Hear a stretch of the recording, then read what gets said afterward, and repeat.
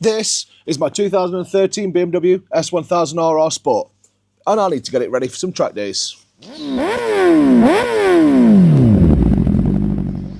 am currently in Turkey in a minute. Well, we are currently in Turkey in a minute.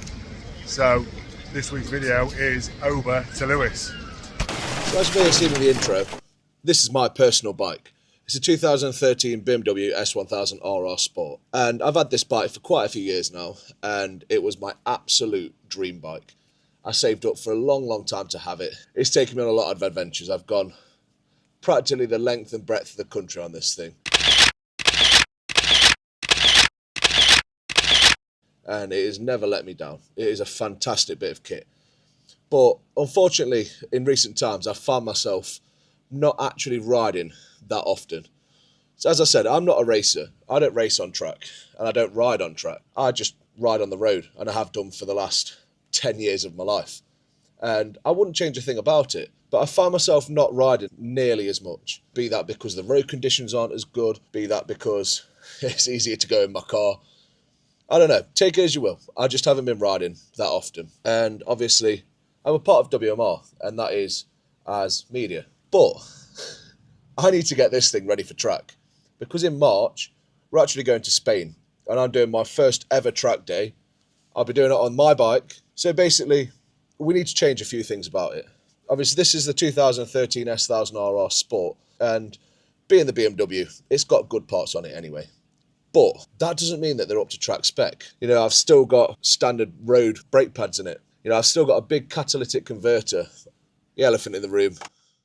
I've still got headlights as well. I don't know yet if I'm going to be changing the fairings. It'd be nice, but, you know, a little bit of me doesn't quite want to let go yet, because, as I said, I've had this bike for a few years. I've ridden it for miles and miles and miles, and I've had some really good times on it. You know, I've met some fantastic people over the years, Matt included actually, while being a road rider. And like I said, I wouldn't change that for the world. But I think it's time for a different chapter now in my biking career. This bike has taken me on so many journeys. I think it's time to take it on one of its own. So as I've said, my bike is currently a full road bike. It's still got lights on, it's still got mirrors on, and it's still got a catalytic converter. And while that's good, I don't need them for track. There's a few things that I need to change about the bike. I've got a few nice parts on it already that I've put on over the years, and you know, these do improve performance, but not quite what I'll be needing to be at all competitive on track. We all want to win inters, and that's my entire goal with it.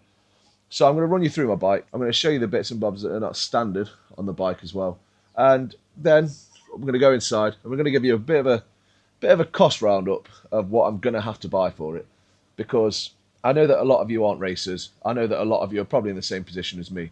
You've got road bikes and you're thinking about getting into track days. Maybe you're exactly like me. Maybe you don't ride on the road as much anymore. Maybe you just want to have a bit of fun. I don't know what your situation is, but I know what mine is.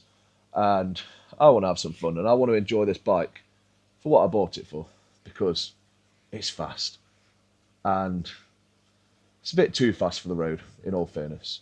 It's just not the place to be going fast. There's a lot of hazards. I've had some really bad crashes in my time, and most of them have been because of car drivers not paying attention. Some of them have been from me running out of talent as well. It's just time to do something new. So, like I said, I'm going to run you through the bits on my bike. I'm going to show you some of the parts that I need to change. I'll show you guys how much it costs, just in case you want to do something the same. First things first, brakes. Obviously, I've already got Brembo calipers on it, and they are pretty good. But I need to start by improving my brakes by putting some racing pads in it. You can see here I've got some aero. This is standard on the S1000Rr Sport of this era, and well, I kind of want some bigger wings on it. They're not necessarily performance, but they'll look cool and they'll make the bike look a lot more modern. I've got some ASV levers on it, and they are very good levers and they're very comfortable, but especially on the brakes, I might get a longer lever. I might even get a new master cylinder, because the standard one is Nissan, and like I said, it is good and it is a good braking system, but you can always get a little bit better. So I'm thinking longer lever, potentially a new master cylinder as well. I've got lever guards on it already, but I think I'm going to change them for some nicer ones. Potentially the most important things, I've got some crash protection on it currently, and obviously we're sponsored by GB Racing, So I wouldn't mind swapping these ones out for some GB Racing products, because I think they're a little bit better, they look a little bit smarter. Mirrors, they've got to go. So as I've said, headlights. These probably either going to have to get taped up, or I'm going to get some track fairings for it. But if we go slightly further up, you can see I have got a Puig screen on it. It's a really good screen, but I want something a little bit taller because I am 6'8". You know, to give you a sort of like scale, this is a standard doorway just behind me. Classic of a bit of a workhorse. My grips are pretty worn out, so I could do with a new set of them as well. The standard suspension on S1000Rr Sport is actually pretty good. It's not electronic, it is manual, but like I said, it is quite good. I might change the internals, depending on my budget, but for now, I think that they'll do. Standard rear shock as well. Like I said, it's pretty good, so I might not change it, but if it comes up, I will. I've got some pretty nice light tech chain adjusters on it. They'll be staying because I do quite like them. However, new chain, new sprockets, give myself the best chance possible. So the S1000Rr actually comes standard with a quick shifter, and that's here. Indicators, they've definitely got to go. Rear sets. The standard system is quite comfortable for me, and to be honest, they are quite grippy. However, they do fold, and that's not ideal for track. So I'm going to see if I can get some new rear sets for it as well. Pillion pegs, definitely don't need them. I've already got some tank grips on, which is nice. You know, they're going to help me with, you know, cornering. They're going to help me to grip onto the bike. So they're going to be staying.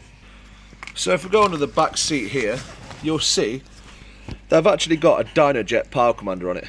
That's because this bike has been remapped before. I'll show you a picture of the dyno printout that's on it. But it made about 190 horsepower to the back wheel. I've also got a switchable maps button here that basically lets me swap between different maps. So that will be staying. That's the toolkit, that's obviously going to go as well. And finally, we've got the exhaust. This is a very nice Akrapovic HP part. It's an official BMW part. But if I show you under here, you'll see that's a catalytic converter. And essentially, I'm just not getting the most power that I can out of it. And while this is very nice, I think I'm going to upgrade it. And obviously you guys know what exhaust I'm going to put on it. And that exhaust is obviously going to be Pro Race exhaust systems. You guys have seen the last video, and I hope you guys enjoyed that. It's something a little bit different. But you saw how they're made, and you've seen just how good they actually are. And you guys can actually get 10% off using our code, which I'm going to put just here. And that's code WMR for 10% off all Pro Race products. It supports them, it supports us, and it's genuinely really good stuff. So get on it. So that's all the bits of my bike that I plan to change, and the little bits that I've already got on it that are actually going to be quite useful. So I'm going to go inside now because it is absolutely Baltic.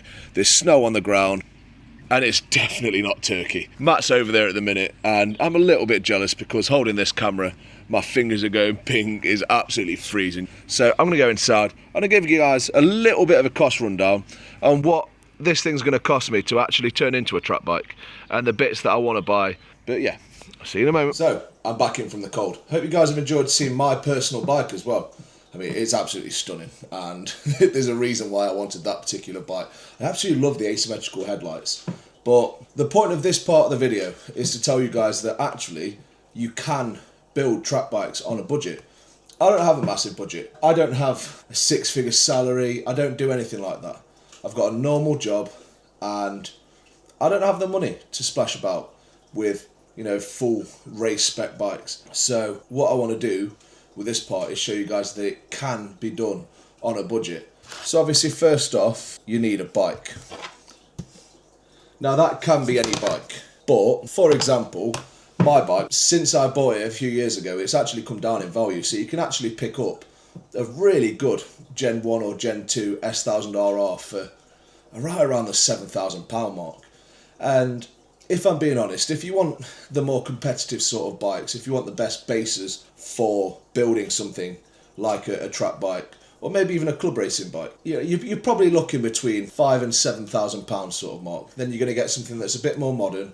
You can get something with better kit on it, like radial calipers, upside down forks, and it's just going to have the best chance of performing the best. So we'll go 5 to 7k. The biggest modification that I'm going to be doing to my bike is probably the exhaust system. It's really important to have free flowing gas through the bike. If I put in a high flow air filter and I put in a high flow exhaust with a little bit of a map, that's going to boost the power output massively on the bike, because the engines work best when they're efficient, and they work most efficiently when they've got the most flow. So obviously the exhaust that I'm going to be choosing is a Pro Race exhaust, and that's probably going to cost me probably about £1,000.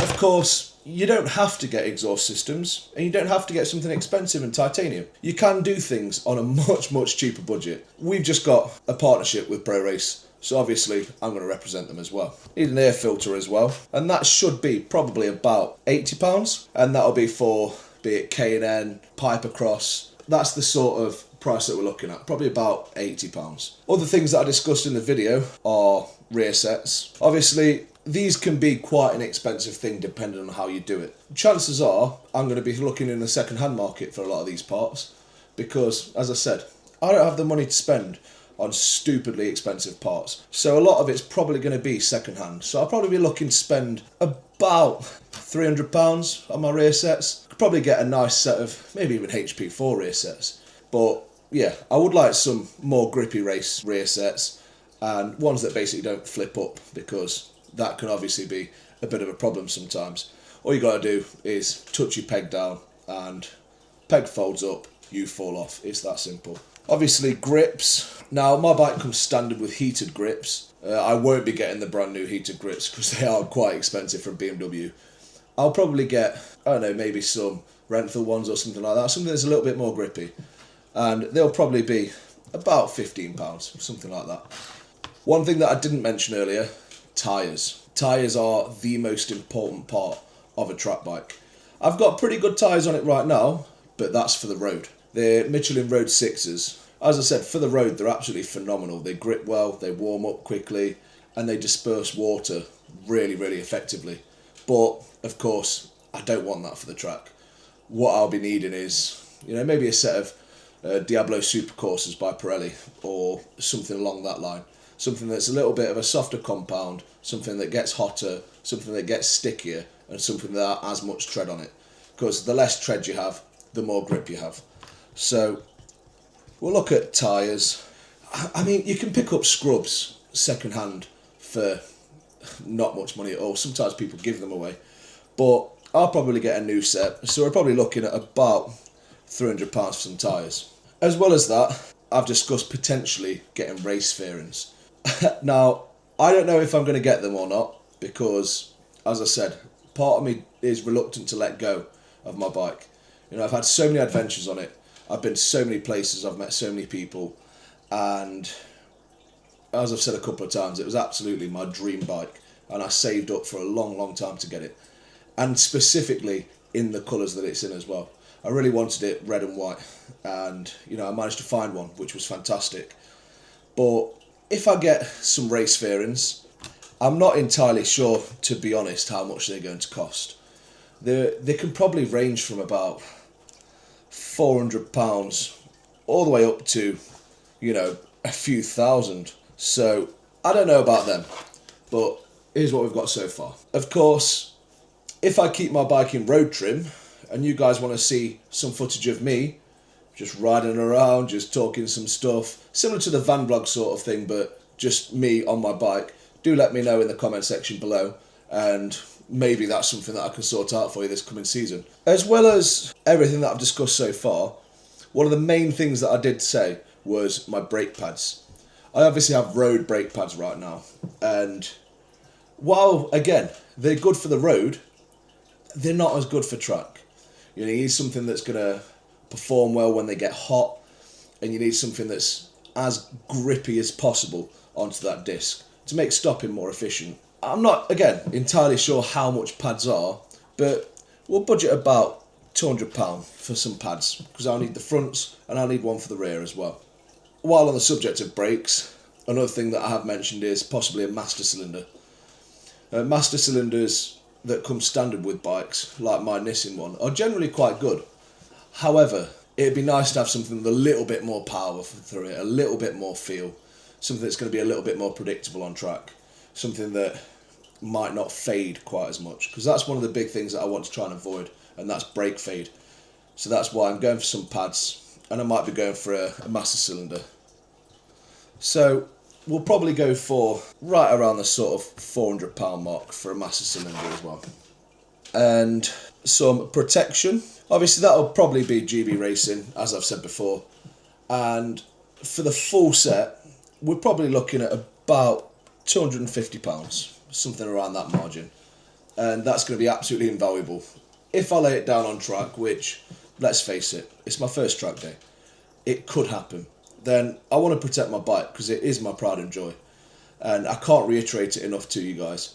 I love that bike. And I'm really, really excited to be doing something new on it. But I'm also a little bit nervous as well. And having that sort of crash protection will give me that peace of mind.